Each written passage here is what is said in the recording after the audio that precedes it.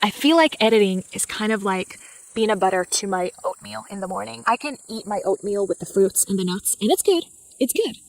But with the peanut butter, it's like my world changes. Hi everyone, and welcome back to my channel. So today, as the video title suggests, I will be talking about how to make stunning, beautiful photos of yourself. Now, a quick disclaimer. I am not a photographer, I'm not a model. However, I do love modeling and I do look at different photographers and models for inspiration. I love design, I love art, I love the whole process of making a photo. I thought it might be fun if I shared how I make my own photos, plus give you some tips how to find your best poses and your best setting for your desired aesthetics. I think it would give more value to you if you would be encouraged to find what looks best for your body, right? And what kind of setting inspires you. So I will try to do that in this video. Let's start with the first tip, and that is to get to know your body and get to know your angles, your moves, your curves, everything. For you to be confident when you take a photo or to even look good, you need to study yourself. You need to literally practice in front of a mirror. You know, turn your head, turn your body to different kind of poses and study what makes you look good. I think it's very important to understand that posing is a skill, it is not a talent. I don't believe that actually anything in life is particularly a talent. We get good at things by practicing, right? Again, I don't consider myself a professional. I'm just sharing kind of my insights. Models are good at posing because that's what they do every single day. Sometimes, 12 hours a day, 16 hours a day. They've gotten really good at it. I don't think that what makes a good picture good is, looking like a supermodel. It's how you work with what you have. And we all can work with different details of our bodies. Be in front of a mirror, practice, study what you like, which side of the face you like, and so on and so forth. If I am posing and I need to turn, if I can choose, I will much more likely choose my left side than my right side. I think it's because I can lift my left eyebrow, but I can't lift my right one. And I do this automatically, really. I don't even think about it. But if I am posing, I automatically lift my left eyebrow. So I'll show you. When I'm just normal, this is my face, and I will lift. I can't pose when I'm filming, but you get the idea. So what this does, it kind of lengthens my face and gives this kind of a lifted appearance. You can do the same thing with your face. Just stand in front of a mirror and just see which side you like better. And I mean, it could be that you have a very symmetrical face and you like both sides. Great for you. I don't have a symmetrical face, and that's why when posing, I prefer this side. Beautiful sunset tonight. Just stunning.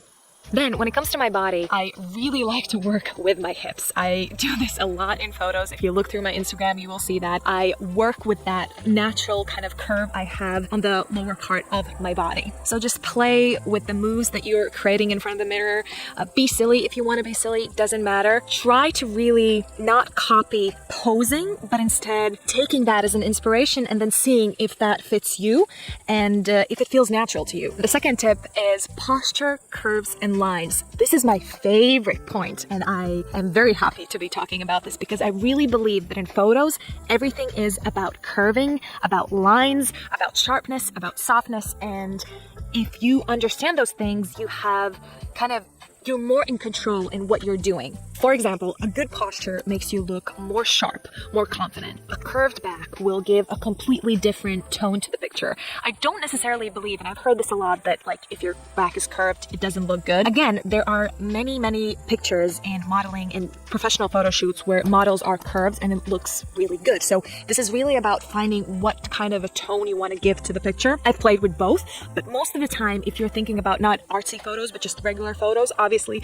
a good posture goes a long way. If your shoulders are back, if your jaw is kind of sharp and forward, it creates more lines, it gives more structure. I'm going to put up different pictures so you can kind of see what I'm talking about, but I play a lot with creating a line, creating a length, and accentuating the curves that I was talking about earlier. I often put my hands up, it kind of lengthens my body. I will kind of put my foot forward. That also not only lengthens my body, but also accentuates that curve that I like. If you go through my pictures, you will see a common pattern. So I'm not that original. I just kind of know what I like and I repeat it all the time. It's really about playing with what you want to accentuate in that specific photo. The sun came out of nowhere. We're just gonna have to work with it. So for example, in the chair photo, I wanted a lot of simplicity, and because I'm already kind of curved, you know, my head is against my knee. By putting that leg out, it kind of lengthens the picture. With the wall photo, again, the same thing. My arms are up. Again, I'm creating that length. I'm creating that dreaminess. There's also a very important aspect of editing and colors, which I will talk about later, but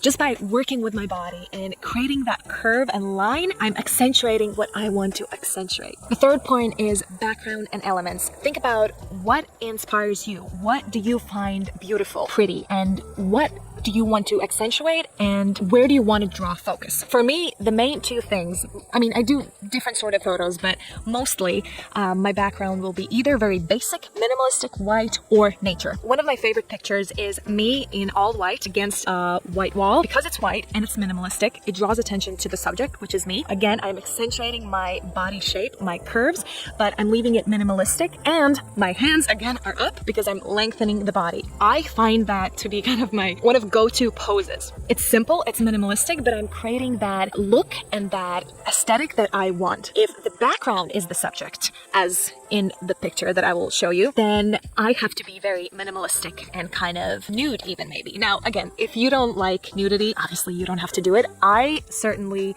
like nudity in photos. I think it looks amazing. With this photo, I chose to kind of be almost naked and with a book. This post was about books, so it kind of suited the whole idea.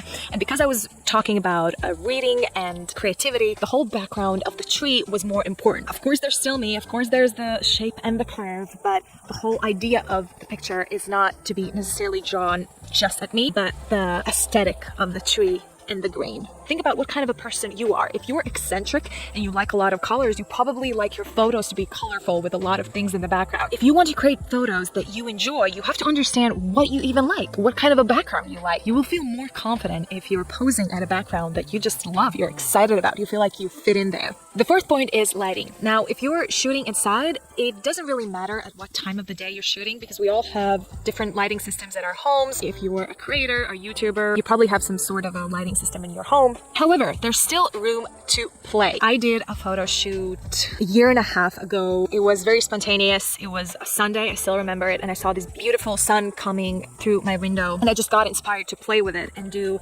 different kind of lighting photos. But again, it doesn't matter at what time of the day you're shooting, if you're shooting inside, as long as you have enough light coming in, because you have the control to do what you want. If you're shooting outside, myself, I've found that the best time to shoot is when the sun is low in the sky, so not during like 12, 1, 2 p.m. when the sun is high, but let's say in the morning or late evening. What that does is the shadows are much more softer, and the whole like length, your angles are more flattering. They look more flattering. Obviously, you can shoot photos at any time of the day. I shoot photos sometimes in direct sunlight as well. I've just found that somehow when the sun is low, everything looks more flattering and more soft. There's a reason why people call it the golden hour. I don't think it's just because of the sun. I think it's because just everything looks more flattering. And the final tip on how to make beautiful, stunning photos of yourself is to learn how to edit. If you're not used to editing, oh, and by the way, I'm not talking about photoshopping yourself or your body. I'm talking about the overall picture editing. So the lighting, the colors. If you're not used to it, it's something you might want to look into. It can really make a normal photo look amazing. I feel like editing is kind of like peanut butter to my oatmeal in the morning. It might not make sense to you, but for me, I can eat my oatmeal with the fruits and the nuts, and it's good. It's good. But with the peanut butter, it's like my world changes. That's what editing, I think, does to your pictures. It just brings out what already is there, what is good there, and just kind of accentuates it even more. I'll actually show you an example. The photo that I was talking about before with the French braid and all white, I'll show you a before and after. Basically, this photo was taken when me and Gus just moved into our apartment and everything was still a mess, and there were different furniture around, and just the walls were not done, the floor was not done, but I still wanted to create that photo and I wanted everything to be white. Now I have white walls, but I didn't at the time. So I kind of made it look the way that I want. It's not about being professional in any area. If you look at the videos that I talk about how to have a healthy relationship with food, or how to be more grateful, or how to now make more stunning photos, I'm not an expert in any of those fields. I just have a big passion for these areas. So I learn as much as I can and I do the best as I can. And I want to inspire you to do the same. If this topic is interesting to you, and if you want to make better photos of yourself, and if you want to pose, but you're just kind of shy and you feel like, oh, you can't do it, you can. It's all about understanding what you've got and working with colors and working with shapes, and you can definitely create the notion that you want. It just kind of takes a little bit of practice.